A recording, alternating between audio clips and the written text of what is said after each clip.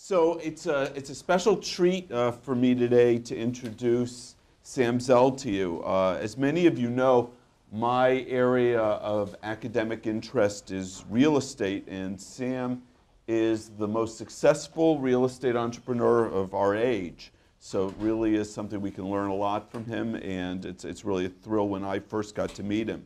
Sam was born in Chicago to parents who immigrated from Poland just before the German invasion. He went to the University of Michigan, where he received his law degree in 1966. While at Michigan, Sam began to assemble real estate. He practiced law, I think, for about a week. 4 days. 4 days, okay, so not even a week, before deciding that becoming an entrepreneur was his passion. And Sam is renowned for, as all of you know, value investing, buying up distressed properties at low prices and selling them at the height of the market. His most legendary transaction was the sale of equity office properties to Blackstone for $39 billion in 2007. Understand the year, 2007, just before everything fell apart.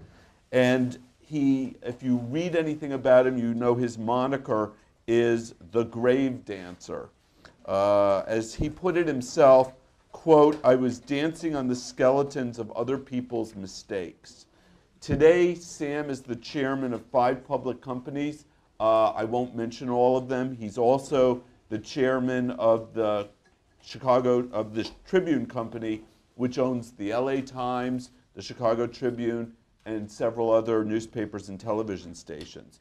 Now, what shows that Sam has tremendous good judgment is not the fact that you sold for $39 billion, but that you have the good judgment to surround yourself with University of Chicago alumni. These include... It's an eleemosynary effort. So these include Bill Pate, class of '93, co-president of Equity Group Investments. David Helfand, the new co-president with Bill, who is MBA class of '90, but also married to our graduate Leslie Bloom, class of '89. Ellen Kelleher, class of '85, executive vice president of Equity Lifestyles. And of course, Don Liebentritt, 76, your longtime attorney and the chief restructuring office for the Tribune. So we expect actually a commission for all these people at the end of the day. Sam is also one of the nation's leading philanthropists. He's endowed research centers at the University of Michigan, Northwestern, the University of Pennsylvania, as well as a new entrepreneurialism program at the University of Michigan Law School. He's also a man who has little appetite for beating around the bush, as I'm sure you'll hear today. So it's an enormous pleasure for me to introduce Sam. And let me just tell you what the format is going to be. First, please, no one should record the event today. I'm going to spend the first half or a little more than half asking a set of questions, and we'll have a discussion. And then what we'll do is we'll open it up for questions sometime after 1 o'clock. So with that, I thought we would start by talking a little bit about the current real estate market. So can you give us a sense of where we have all this, in this audience, there's budding entrepreneurs who are just waiting to get out of law school to start buying up real estate. Is this the right time to do that? Well, I think, first of all, you have to make a distinction between single-family real estate and commercial real estate. Single-family market is beginning to show some signs of life. In my opinion, those signs are materially less than green shoots. There's about 4 million houses in the United States today that are in kind of purgatory, meaning they're not foreclosed, they're not current, and they're a mess. I'm not as optimistic about the opportunities in the single-family business. Just about everybody I read about is starting up single-family scavenger operations and grave dancer operations. There was something in the paper today about it. Yeah. But when it's all said and done, nobody has been able to solve what I think is the core issue, and that is, from an operational point of view, if you bought 1,000 houses, how do you operate them? How do you rent them? I'm the chairman of the board of Equity Residential. I think we're the largest apartment REIT in the country. On average, we have 400 houses per site. So from an operational point of view, we control our environment. In the single-family business, not only is the location disparate, but the reality is you don't want to own too many houses on the same street. So in fact, you want just the opposite. So I think that there's an operational issue that nobody has confronted. I mean, there's little doubt that anybody in this room could go out and buy 25 or 50 houses and run them and probably do fine with them. But that's not a business. That's an entrepreneurial effort and maybe totally justified for somebody. But in terms of a business, in terms of operating at scale, I don't see it. I think we have, I think it's unfortunate that the government did not allow the market to clear. Had I, as I believed at the time, if the single-family market had been allowed to clear, we would not have the circumstances we have today. What do you mean by not being allowed to clear? My understanding of everything that the Obama administration has tried to do in terms of mortgage modification has been that it's been a failure.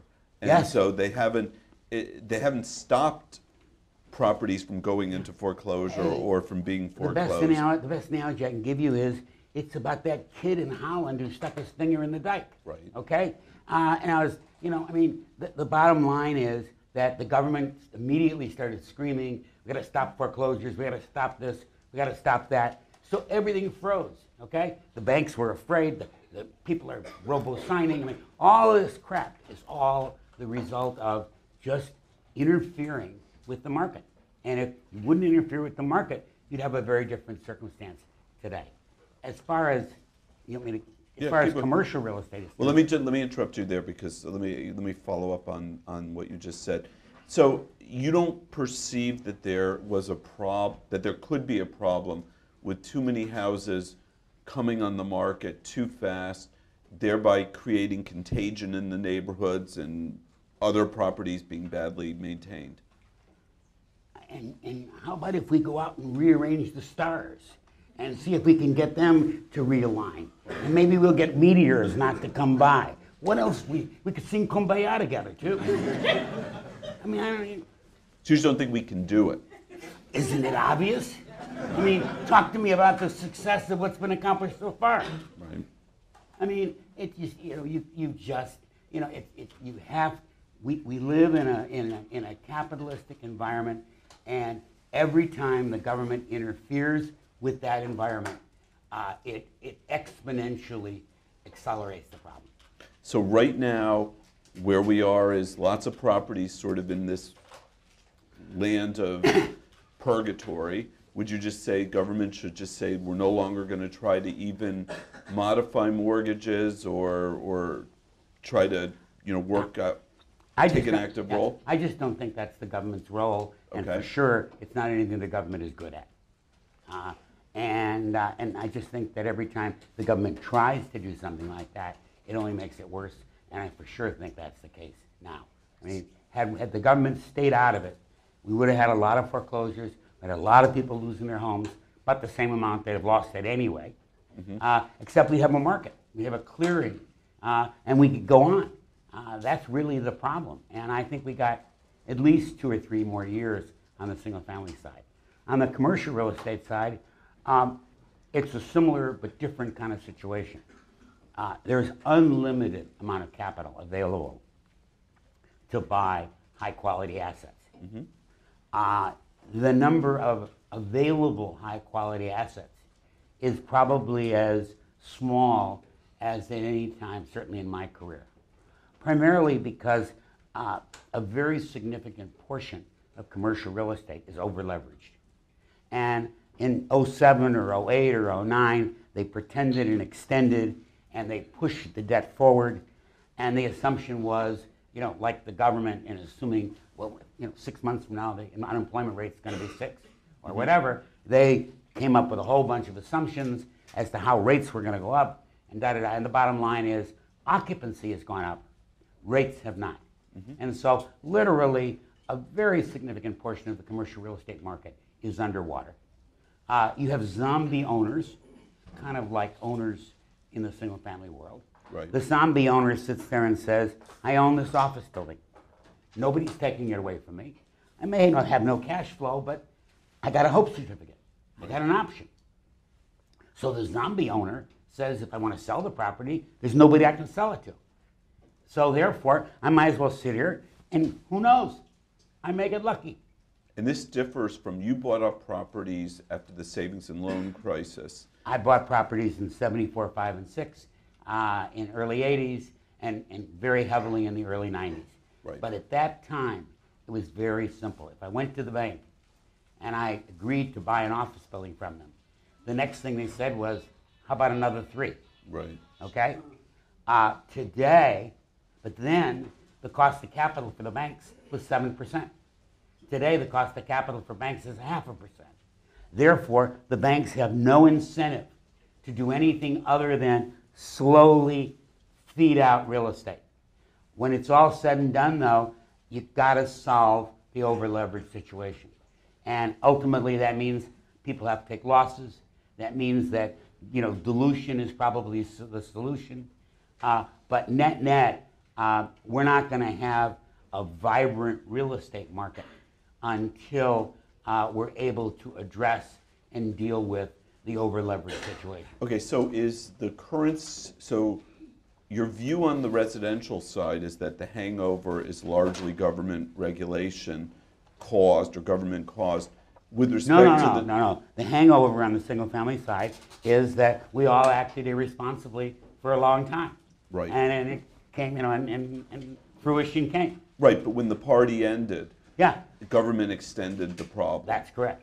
Instead of allowing the problem Right. to solve itself, the government just extended it. So now on the commercial side, is government involved as part of the problem, or is it No. is it more on the interest rate This is side? all the banking system, the securitization system, but it's not government related. So how do you get to an end? How do you get to a bottom in the commercial I market? think the answer is that interest rates are going to go up.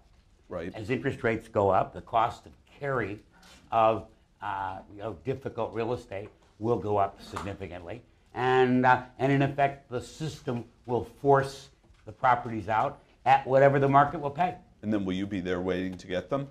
Depends, maybe. I mean, the answer is, I'm for sure a professional opportunist.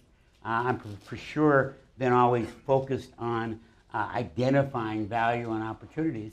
I'm not very active in the real estate market today, primarily because I don't really see much opportunity. The other day Blackstone raised $12 billion for their next opportunity fund. I just like to know what the opportunity is. Maybe they'd let me know. Right. I just don't, that doesn't make sense to me. I think there's much better opportunity today in the non-real estate world. So let me talk to you a little bit about opportunity, and in the United States today, do we have a society that will create future Sam Zells? People who don't have a lot to begin with and are able to get great educations. You got a great public education at the University of Michigan, and went on, probably your tuition was almost next to nothing. I also had a very good Chicago public school system education and a Highland Park High School education. So do we have an opportunity, do we have those same opportunities today? And ultimately, if we don't, what can we do about that? I think that, number one, I probably speak at college campuses, 15 or 20 times a year. I would say to you that every single time, without exception, usually at the end, some guy in the back raises his hand and says, it's really interesting how well you've done. But look at me, I'm confronted with a very different world, and I won't have anywhere near the opportunities you had. And you know what? If you go back 40 years, there was some guy in the back of the room who asked that question. If you go back 60 years, there's some guy in the back of the room. The world always looks nigh on impossible from the perspective of a desk.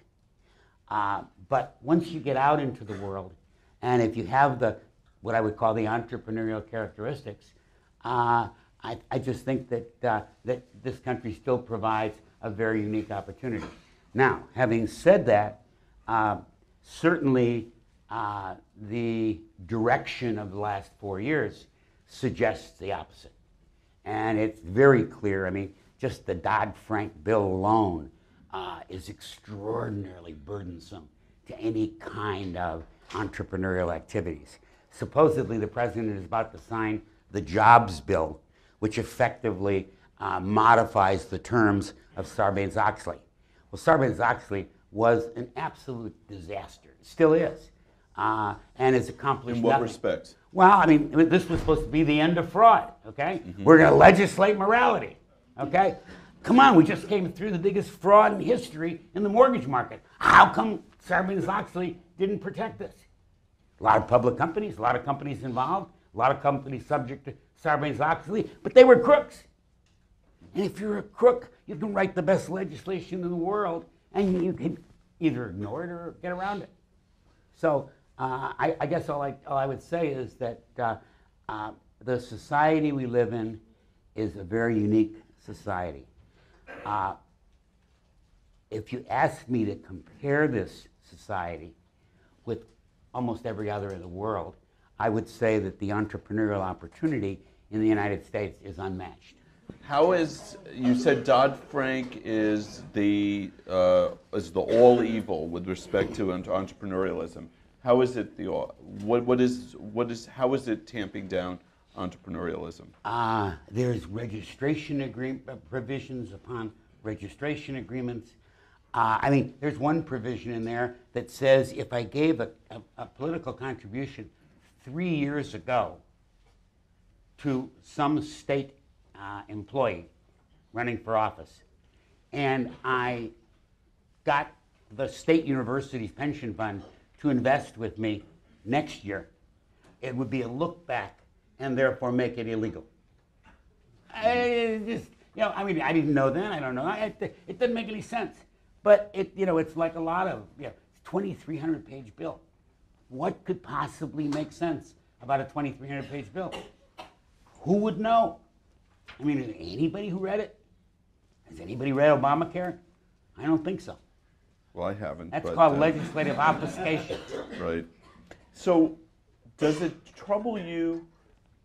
One of the things that we have seen is growing inequality, and people have talked a lot about that, have said that it affects both people's behavior, it affects the way the economy works. Does it trouble you at all that compared to, say, 10, 15 years ago, we're seeing an increase in inequality? Does it, and I'll ask a multiple question, does it bother you in Warren Buffett's expression that his secretary pays more in taxes as a percent of her income than he does?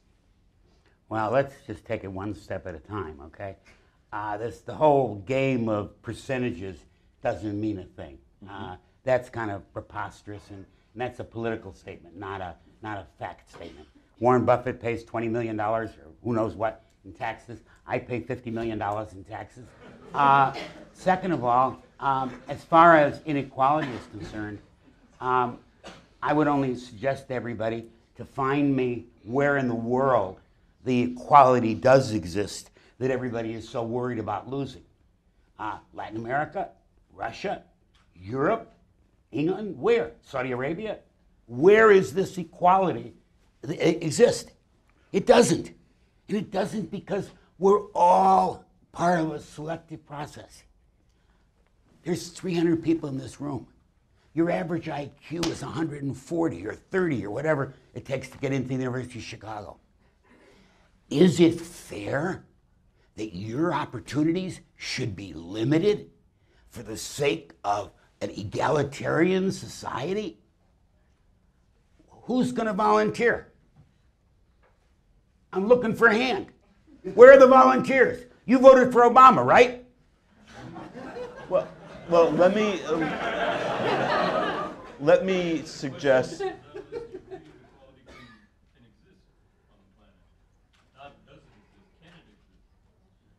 Yeah, let's sing Kumbaya, okay? The answer is sure. I mean, the answer is that history says that if you create a society with a maximum level of opportunity, you will have the highest number of happy people. Whether that's quote unquote equal or not is irrelevant. As long as everybody thinks they got a chance, as long as there's an opportunity for everybody to excel, as well as an opportunity to make a choice. I mean, there are people who make a choice to be in the eleemosynary world. There are people who make a choice to be an academic. And they are making a definitive economic lifestyle choice. And I respect them. And everybody should be allowed to do that. But the idea of society coming up with something called fair or equal, is there anybody in this room who's identical to anybody else? Okay, so throwing the word equal out, which I'm guilty of since I started it by saying inequality, is I don't think anyone is suggesting, even the president, that we should be equal in terms of income distribution. We should just get equal rewards for disparate effort. No, I don't think that's the case either. Not it? Maybe. But what I do think I could talk slower. But what I do think is that people feel that there should be a more robust safety net out there, and that it's 50% of the people don't pay taxes already. How much safety net do you want? But if you look at, so you don't think that public services such as schools have anything to do with tax revenue? Yeah, I do. And in 1962 was the year the NEA was formed. Mm-hmm. From 1962 on, public school performance has gone only one direction, down. In the same period of time, the subsidy per pupil has gone nothing but up. Something's wrong. Something's very wrong. So what do you think is wrong with our system of I think we've lost. schools? I think we've lost our priorities. I think that Albert Shanker said it beautifully. He was the president of the New York Teachers Union. He said, when the students start paying our dues, we'll start representing the students. Very simple. Okay? If that's the attitude, then we can't educate the population. So it's all the unions? And by the way, there is nothing more racist than what's happening on our educational front. Nothing. Everything else, Traylon, whatever his name is, all these, that's nothing compared to how horrible what we are doing to our underclass by not educating them. And whether it be the unions, the political, I'm agnostic as to who I have to blame, other than we've allowed our system to get hijacked. And this country is going to pay a huge price for that. All right, well, how do you see us getting out of that problem? Because I think most of us agree that our system of public education is in many instances failing, and maybe some of the blame has to do with public unions, maybe a lot of the blame, but certainly not all the blame. And certainly that's not, just changing the unions isn't going to change the system. I'm sorry, you're focusing on my NEA comment, but that's only a small part of an overall scenario where we have basically ignored education. We've thought that the answer is just throw money at it. And there's been plenty of people who have been willing to take the money but not perform. And so whether it be a longer school day or pay per performance, or, there is no justification that a school system should be run any different than any other organization. And there should be responsibility, there should be accountability, and none of that exists today. You know how long it takes to fire a teacher in Chicago? How long does it take to fire a teacher at the University of Chicago? I've not had to do that. Thank goodness.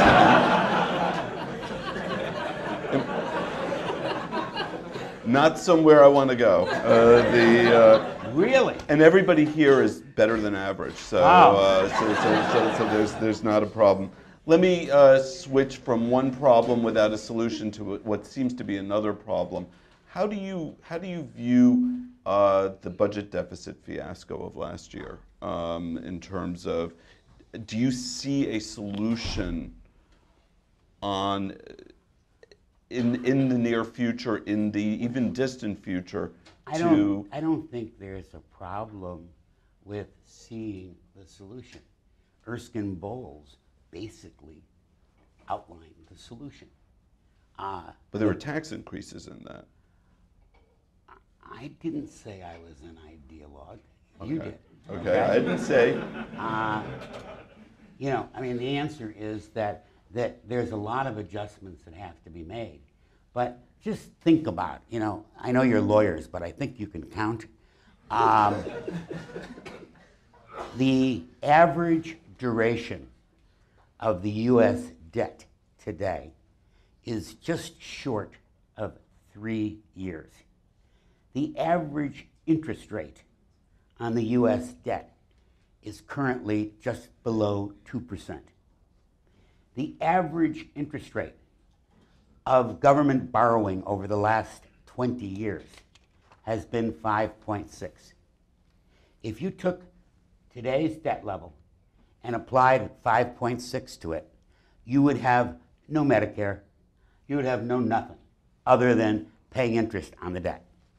So I guess if you ask me, do I think that's a problem? Yeah, I think that's a big problem. And do I think it must be resolved? Yes, it must be resolved. Is it going to be resolved by a State of the Union speech that calls for significantly more spending and no reductions? I don't think so. I don't think so. And I think the biggest single risk is the day where somebody says, I don't want to buy U.S. debt. Right now, the Federal Reserve is buying 40% of the debt that the country is selling. So that means there's 40% of the debt we're selling. There are no buyers. So the buyer of last resort is buying it. What happens when it gets to be 60% or 70%? And then game over. And if the U.S. dollar is no longer the reserve currency, I think it translates probably into a 25% reduction in the standard of living in this country. So you would have supported Erskine Bowles, or in other words, there was at one point over last summer the great deal that could have been made Sure. between the Republicans and the Democrats. Yeah, Which, not a problem. And were you lobbying in favor of that or expressing your views? I didn't think there was anything to lobby about, okay? Erskine Bowles was thrown in the wastebasket as soon as it was finished printing. And the great deal, nobody ever laid out what it was. Mm-hmm. Although what was suggested in the media was that the House of Representatives backed out on the great deal. Do you really believe everything you read in the media? It's, you know, I mean, I know a little bit about this. I understand that, and you know, I wasn't going to go Shame there. on you. I wasn't going to Oh, go my there, goodness. but you know, you opened the door, so to speak. So let's talk about your media investments.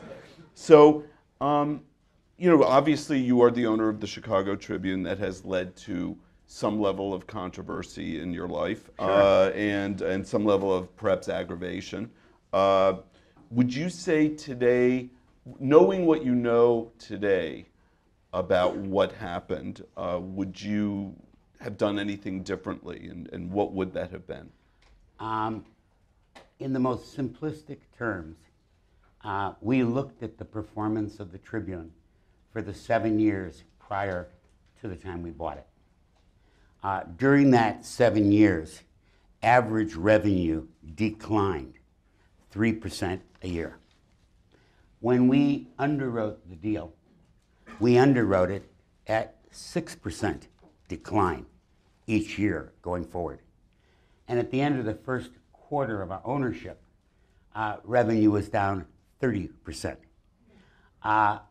You know, I may be a magician, a grave dancer, whatever you want. In a leveraged business, an operating leveraged business, 30% is terminus. And that's what happened. And, you know, would I do it again? Absolutely. Because the risk reward of the transaction was extraordinary both ways. And unfortunately, it turned out to be binary. Where's it going to end up? I don't know. I think it starts with the fact that, you know, that we're probably currently finding the number of newspapers, printed newspapers, that we can find customers who are willing to pay for it. I think we're getting near finding that core number. We're actually seeing subscriptions start to increase a little bit. So after a dramatic fall in circulation, you're seeing an uptick. All of the newspapers now have paywalls. Obviously, you can't run a business where you pay for the production of the content and give it away for free. It should have been done, you know, 5 years ago by all the newspapers. But ownership of newspapers in this country is not exactly genius group either, like academics, right, et cetera. But I think that there's always going to be a role for a newspaper. I think it's pretty limited going forward. And maybe in another generation, there won't be any newspaper readers. I mean, you know, how many people in this room start every day reading the newspaper? That's a pretty serious indictment. So what happens to investigative journalism at the local level? Well, I mean, the answer is you can't pay for it unless there's a revenue source. Right. And at least so far, even the Wall Street Journal's paywall doesn't produce any significant amount of revenue. So either you're going to lose investigative journalism or you're going to turn to literally pay for the content. And that might be interesting because then you might see Huffington Post competing with the LA Times, which they do already, but even more so in that kind of a paywall environment. Although you do end up with this standard public goods problem, right? That basically it benefits everyone to have corruption at the local level or state level be outed, but it's not worth it to anybody to pay for it. Well, if it's not worth it for anybody to pay for it, then by definition it ain't going to happen. Right. Even though that may be, you know, not good for us. All right, I have one more question before I open it up to the audience, and that is I want to reflect for a moment on your legal training. Okay. I thought you were going to say career. No, your career was a short one, but I'm sure it's filled you with lots of opinions. But what I want to know is, tell me, did you gain anything from having gone to law school that you can apply in your day-to-day life as an entrepreneur? What were the most important skills, assuming you just nodded your head, so yeah. I figure I'm going to get some positive response. What were those elements? What I would say is no day has ever gone by, including this morning, when I have not been involved in using my legal thinking to be relevant to what I do every day. And when kids ask me, you know, should I go to law school, should I get an MBA? My answer to all of them is always go to law school. Because what it does is it teaches you how to think. I graduated from law school. I built a huge business while I was in Ann Arbor, which I love doing. I unfortunately put the business on my resume when I went to get a job. I got 43 out of 44 rejections, which, by the way, is a critical ingredient if you ever want to be an entrepreneur. You really have to learn to deal with rejection.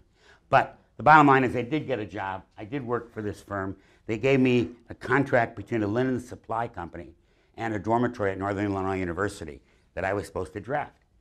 And I promise you that I knew as much then as you know today, and are likely to know tomorrow. I didn't know anything, so I got a horn book, and I got this guy next door to help me, and it was horrible. And then on Friday morning, I did something only a 24-year-old can do. I went into the senior partner and I said, I didn't think this was a good use of my time. And he looked at me and he said, what? And I said, I don't think this is a good use of my time. He said, what are you going to do? I said, I'm just going to go back to doing deals. He said, well, why don't you stay here and we'll do the legal work and we'll invest in your deals. And that's what we did for a year. And then after you can't be an entrepreneur in a legal meritocracy without causing havoc, which is what I did. So I went out. Really? Opened up. Yeah, really. Can't imagine. Okay, so now let's open it up. Anybody have questions? Yes. Just on the topic of education. So Chicago and I guess University of Michigan would both be regarded as among the elite law schools. And that label, I'm just wondering, a lot of employers and law firms would see the school rather than what you did there as a good proxy for what's going to make a successful lawyer or a successful business person. In your experience, do you think, first of all, that proxy has value, and what do you look for if someone's in front of you and you're thinking about hiring them beyond where they went to school or how they did there, and even what are the broader characteristics that you see as making successful business people and lawyers? When I was a student, I was told that it was extraordinarily important where I went to school in order to get a job. And that, of course, led me to apply to good schools. The real truth, this is Sam's guess, but if I were guessing, I would say that the reason these schools have the kinds of reputations they have is because they attract students with much higher IQ or capabilities than other schools. So it's kind of and then they in turn benefit from that, create an academic environment that's superior, and one feeds off the other. But I think it's much more than just what the university offers. It's the combination of what the university offers and the quality of the student body it attracts. Right, but let me follow up on this question. So so what you're saying is essentially we are a good screen, we are a good label. You know what you're getting because we attract very smart students, so smart is smart. But I can't imagine. I can't imagine having two candidates in front of me and making a decision based on where you went to school. Okay. Can't even imagine that. Yes. Yes. Mr. Zell, you've been around the movers and shakers of our world, in our country and abroad.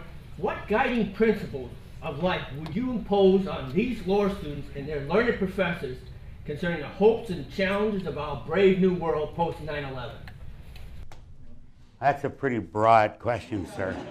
I think that, more than anything else, I think everybody needs to be true to themselves, needs to both understand who they are and what that means. I'm not sure I think 9/11 fits into it other than it certainly was a shock for all of us. But, when it's all said and done, you can start with the 11th commandment and say, thou shalt not take oneself seriously. And in the same manner, you can go out there and make sure that you understand that your responsibility is to maximize and test your limits. That's what's driven me all my life. All my life, I've always wanted to test my limits, see how good I was. And I'm 70 years old and it hasn't changed. Yes? Sir, you are investing heavily abroad. Yes. And do you have any difficulties with international law or the local law in terms of barrier that you have to I think, we operate, we invest, I think, in 14 or 16 different countries. Right.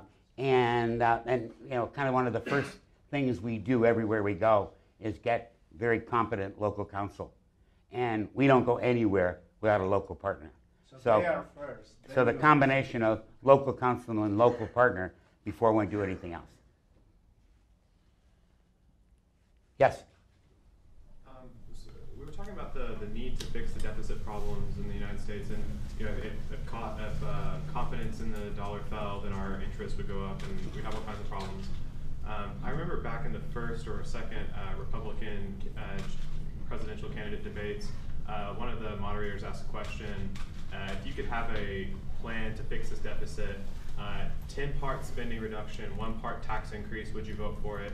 not a single candidate up there would raise their hand, not even John Huntsman, who was supposed to be more compromising or whatever. And we got this Grover Norquist guy goes around and says, sign my pledge, don't raise taxes ever. Do you see that as a problem for the Republican Party in achieving this goal of like financial responsibility? And I'm a registered Republican, so I'm not Yeah, I guess what I would say to you is that, you know, that 1 in 10 question is a trap. It was a deliberate trap. I mean, the answer is everybody says, we're not in favor of raising taxes. So then you say, well, would you? Okay, I mean, you know, the answer is everybody knew what everybody's going to respond to, but I don't think it's particularly relevant either way. There's got to be some kind of a grand compromise. And will that grand compromise include raising taxes? Sure. Is it going to be raising taxes by raising brackets, or is it going to be raising taxes by eliminating, you know, holes in the tax code? Is it going to be raising taxes by a VAT tax versus something else? Yes. So earlier you talked about Sarbanes-Oxley and Dodd-Frank as far as regulations adding difficulties on business. And then before that you talked about how during the mortgage crisis, there was a lot of Wall Street companies, pretty much you said, were crooks.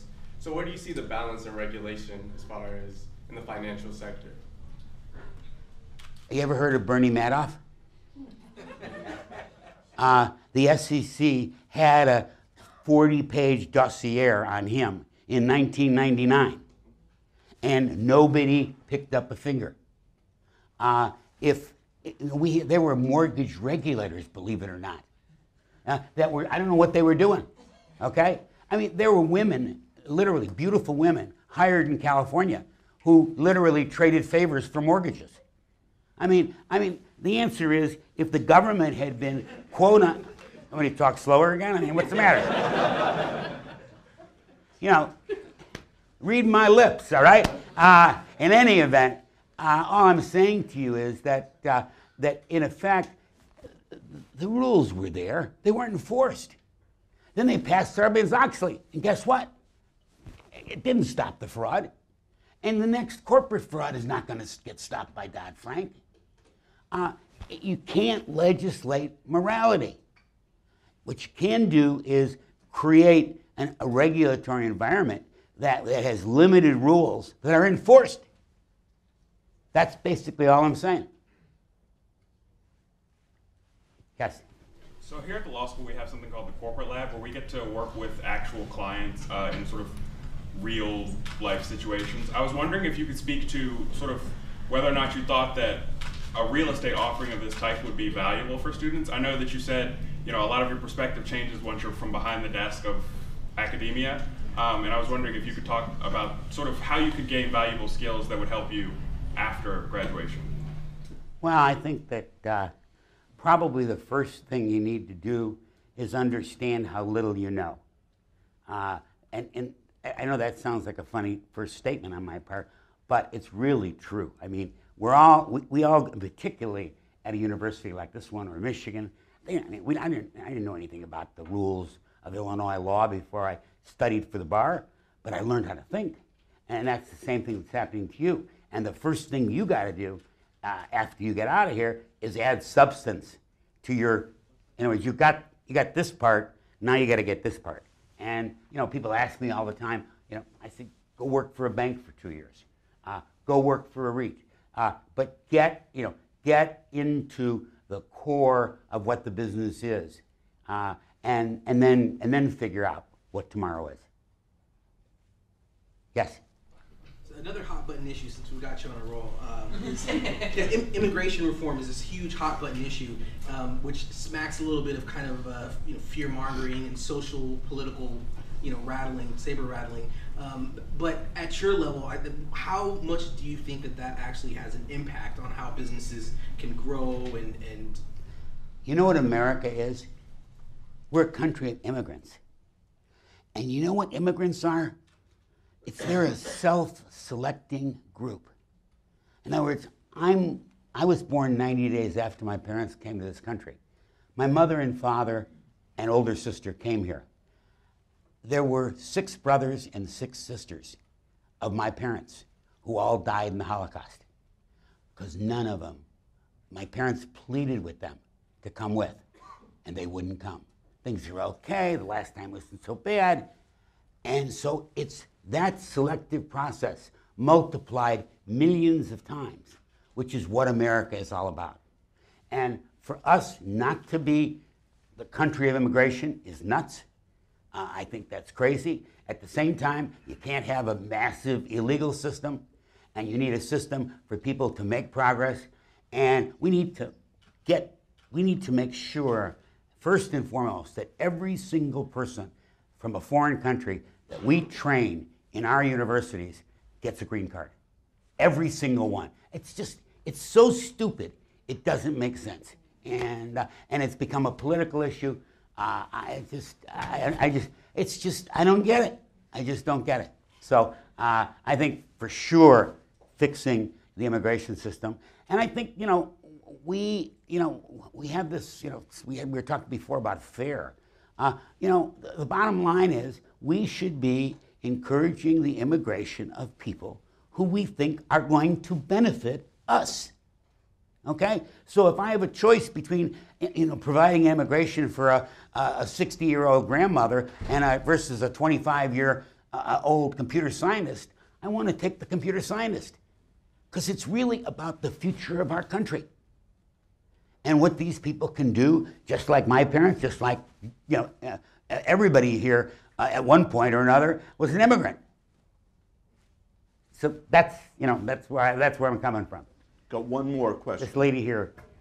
You were discussing the issue of the debt in the United States, and one way to solve it is obviously to decrease the debt, but the other way would be also to increase growth. And so I was wondering. Increase what? Growth, economic right. growth. So I was wondering. And additional regulation is very good for increasing growth.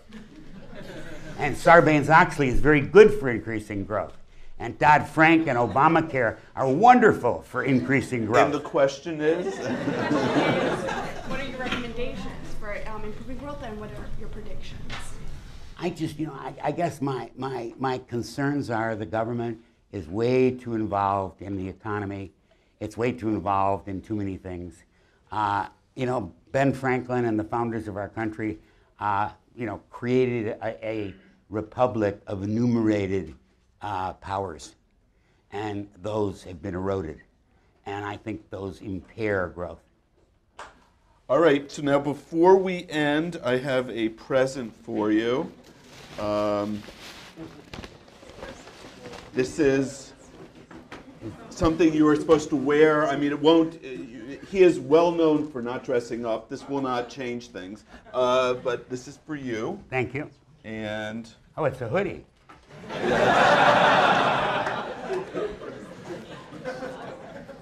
There. Thank you. You are welcome. Thank you.